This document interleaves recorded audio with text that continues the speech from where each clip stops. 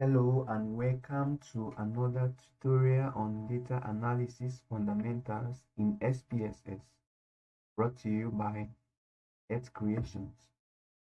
In this tutorial, I am going to show you how to create grouped data from a continuous variable. For example, in this demonstration, we will group these ages into different age groups. It can be quite handy to do that in SPSS rather than trying to do it by yourself during data coding. So the very first thing we will have to do is to get the minimum and the maximum values. So to do that, we will have to insert our ID column. We insert an ID column and then we can sort our data. So what I will do is I will right click here and then we'll insert new variable. This variable will come to variable view and we can name it as ID. And we know that in a spreadsheet such as Microsoft Excel, we can easily autofill. So we will just scroll right down to the bottom to see that we have 50 data entry values, and then we can go to Microsoft Excel, then you can quickly create values. So we can write 1 2 3, highlight all of it, and we use the autofill right up to 50. Good. Then we can copy, then we come to SPSS and paste. So after that, you can change the decimal 0. Okay, so we have our ID column 1 to 50. So we can pick the H variable, right click on the H variable, and then we sort ascending. So when we do that, you'll see that the ages have been sorted from this list, which is 21 years, to the highest, which is 70 years. So this will give us a clue of how to group our data. We can start coding from 20. We can say 20 to 30. We'll take the code 1, 31 to 40, the code 2, stuff like that.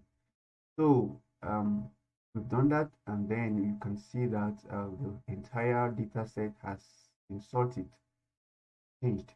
So the reason why we included the ID column is such that we can come back after we have sorted from the least to the highest. For this one, we can come back to rearrange our data the way it was. We can use this ID column, then right click the ID column, and we start ascending. When you do that, you see that the data automatically arranges itself the way it was. So that is that.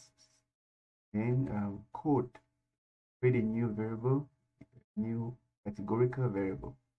So we come here to transform, and we take we code into different variables, and then the variable we want to record is age in years. So we can click on it and send it to this box here, which says numeric variable to output variable. So the name of the output variable that we want to create is age range.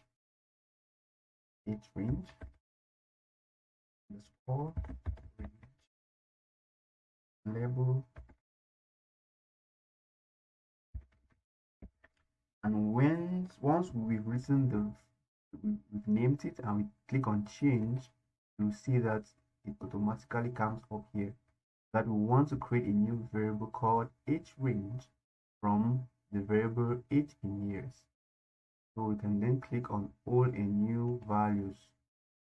Then we will write our code here. We can tell SPSS that we want a range. So we click on range. So we remember that we had sorted and the list age was 21. We can start with 21 or 20.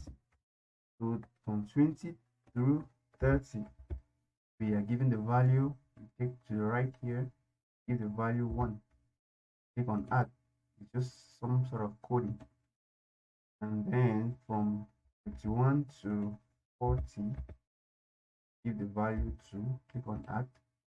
From 41 to 50, give the value 3. Add. And from 51 to 60, value 4. Add. From 61, remember that the highest age was 70, so you can end at 70. So put 5, add, and then click on continue, then OK. So once that is done, we come back to our data and we see that a new variable has been added called age range. This age range has the various codes given to the various age groups. And so you can actually come to variable view and then you tell SPSS what these codes really stand for. So you can come to age range, you come to values. We say, okay, SPSS, the value I gave 1 actually stands for the age 20 to 30. Value 2 stands for 31 to 40, and then you continue right up to the last. This will help when you do frequency tables. Okay, thanks for watching, and remember to hit the like button and subscribe to our channel. Thank you.